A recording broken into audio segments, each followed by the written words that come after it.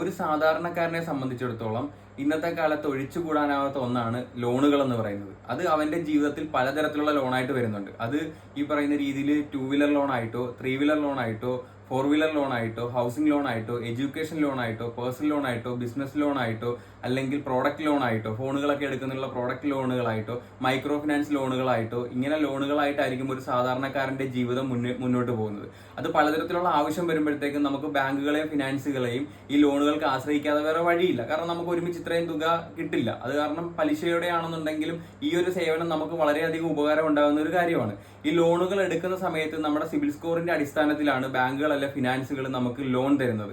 അത് ആദ്യം ലോൺ എടുക്കുന്നവർ അതിനെക്കുറിച്ച് ചിന്തിക്കത്തില്ല. ആ ടൈമിൽ അവർക്ക് പെട്ടെന്ന് ലോൺ കിട്ടിപ്പോവും. ലോൺ കിട്ടി കുറച്ച് നാൾ കഴിയുമ്പോഴത്തേക്കും എന്തെങ്കിലുമൊക്കെ സാഹചര്യങ്ങൾ ഒരു സാധാരണക്കാരന്റെ ജീവിതത്തിൽ ഹോസ്പിറ്റൽ ഇഷ്യൂസോ അല്ലെങ്കിൽ ഒരു ആക്സിഡന്റോ ജോലിക്ക് പോകാൻ പറ്റാത്ത സാഹചര്യങ്ങളോ ഒക്കെ വന്നു കഴിയുമ്പോഴത്തേക്കും അത് പെൻഡിങ് വരും. ആ പെൻഡിങ് വന്നു കഴിഞ്ഞാൽ പിന്നെ ആ പെൻഡിങ് തീർക്കുന്നതിനെ കുറിച്ച് ഒരു സാധാരണക്കാരും അതിനെക്കുറിച്ച് ചിന്തിക്കുന്നില്ല. പിന്നീടുള്ള കാര്യങ്ങൾ അവരുടെ ദിനംദിനമുള്ള ചിലവുകൾ മാത്രം അല്ലെങ്കിൽ ചിലവുകൾ മാത്രമേ അവർ നോക്കത്തുള്ളൂ. ലോണുകളെ കുറിച്ച് പിന്നെ ചിന്തിക്കില്ല.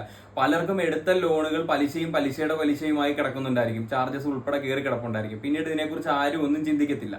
ഇത് പിന്നെ അവർക്ക് ഏതെങ്കിലും ഒരു ആവശ്യം വരുമ്പോഴത്തേക്കും എന്തെങ്കിലും അത്യാവശ്യമായി ലോൺ എടുക്കാൻ ചെല്ലുമ്പോഴത്തേക്കായിരിക്കും ഇങ്ങനെ ഒരു പ്രശ്നമുണ്ട് എന്നറിയുമ്പോൾ ചിലത് തീർക്കും, ചിലത് തീർക്കത്തില്ല. അത് പിന്നെയും കിടന്ന് കൂടി പോത്തേ ഉള്ളൂ. പിന്നെ ലീഗൽ അങ്ങനെയുള്ള കാര്യങ്ങളായി കഴിഞ്ഞതിന് ശേഷമായിരിക്കും അത് സെറ്റിൽ ചെയ്യുന്നത്. പിന്നെ അത് സെറ്റിൽമെന്റ് ആയിട്ടായിരിക്കും പോകുന്നത്. ആ സെറ്റിൽമെന്റുകൾ ഉൾപ്പെടെ ഈ സിബിലിൽ അപ്ഡേറ്റ് ആവും. അപ്പം ഫ്യൂച്ചറിൽ അവർക്ക് ലോൺ കിട്ടാത്ത രീതിയിലുള്ള സാഹചര്യങ്ങളിലേക്കാണ് പോകുന്നത്. ഇപ്പം ഹൈക്കോടതി ഒരു പുതിയ തീരുമാനം എടുത്തിട്ടുണ്ട്. അതായത് ബാങ്കുകളിൽ നിന്നല്ല ഫിനാൻസുകളിൽ നിന്ന് എടുത്ത ലോണുകൾ അല്ലെങ്കിൽ സിബിൽ സ്കോറിൽ മോശം വന്നവരുടെ മക്കൾക്ക് പോലും വിദ്യാഭ്യാസ ലോൺ കൊടുക്കാത്ത ഒരു അവസ്ഥയിലേക്കാണ് കാര്യങ്ങൾ പോയിക്കൊണ്ടിരിക്കുന്നത്.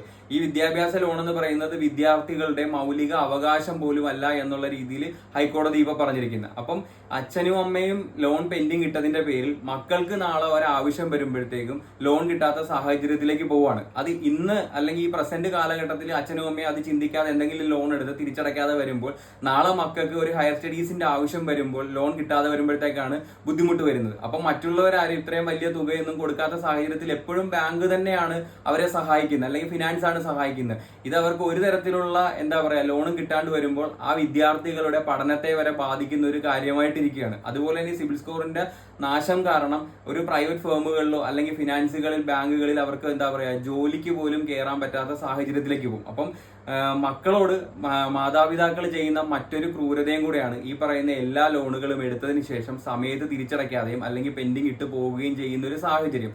അപ്പം ഈ ഹൈക്കോടതിയുടെ ഈ തീരുമാനം ശരിവെച്ച സ്ഥിതിക്ക് ഇനി അത് ഒരുപാട് തരത്തിലുള്ള വിദ്യാർത്ഥികൾക്ക് അത് നെഗറ്റീവായിട്ട് ബാധിക്കത്തേ ഉള്ളൂ. അപ്പൊ ലോൺ എടുത്തിരിക്കുന്ന മാതാപിതാക്കൾ മക്കളുടെ ഭാവിയെയും സുരക്ഷയെയും ഓർത്തെങ്കിലും ഇനി നല്ല രീതിയിൽ ലോൺ അടച്ചു പോകാനുള്ള കാര്യങ്ങൾ ശ്രദ്ധിക്കുക. അതല്ലെന്നുണ്ടെങ്കിൽ നിങ്ങളുടെ മക്കളുടെ ഭാവി നശിപ്പിച്ച് കളയുന്നതിന്റെ ഏക ഉത്തരവാദികൾ നിങ്ങൾ മാത്രമായിരിക്കും. ഈ സിബിൽ സ്കോറുകളെ തന്നെ 4ആയിട്ടാണ് തിരിച്ചിരിക്കുന്നത്.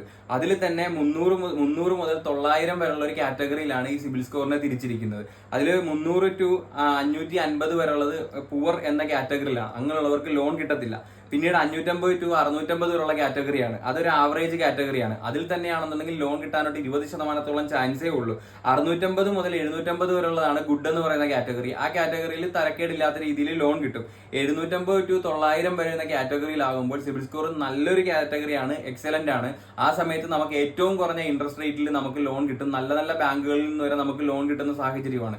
സിബിൽ സ്കോർ മോശമാക്കുന്നതിലൂടെ നമ്മൾ വലിയ പലിശയിൽ നമ്മളൊരു അത്യാവശ്യ സിറ്റുവേഷനിൽ വന്നിരിക്കുമ്പോൾ ഒരു 650-750 റേഞ്ചിലാണ് നിൽക്കുന്നതെങ്കിൽ അമിതമായ ഒരു പലിശയിൽ നമ്മൾ ലോൺ എടുക്കേണ്ട രീതിയിലേക്ക് പോകും. അതിൽ നിന്ന് നമ്മൾ വളരെയധികം ഒരു സാമ്പത്തിക ബുദ്ധിമുട്ടിലേക്ക് പോവുകയും ചെയ്യത്തുള്ളൂ. അപ്പം സിബിൽ സ്കോർ എന്ന് പറയുന്ന സാധനം നമുക്ക് വളരെയധികം ആവശ്യമുള്ളതാണ് ഇന്നത്തെ കാലത്തെന്ന് ചിന്തിച്ചുകൊണ്ട് മുന്നോട്ട് പോവുക. ഇപ്പോൾ വിദ്യാർത്ഥികളെ സംബന്ധിച്ചിടത്തോളം ഫോൺ ആയിട്ടാണെന്നുണ്ടെങ്കിലും ചിലപ്പോൾ എടുക്കും. ആ സമയത്ത് ഫോണിന് എന്തെങ്കിലും ഇഷ്യൂസ് വന്നെങ്കിലോ അല്ലെങ്കിൽ അവർ പഠിക്കാൻ പോകുന്നത് കാരണം വരുമാനത്തിന്റെ എന്തെങ്കിലും കുറവുകളും മൂലമോ ചിലപ്പോൾ ഫോണുകളുടെ EMI വരെ തകരാറിലാവും.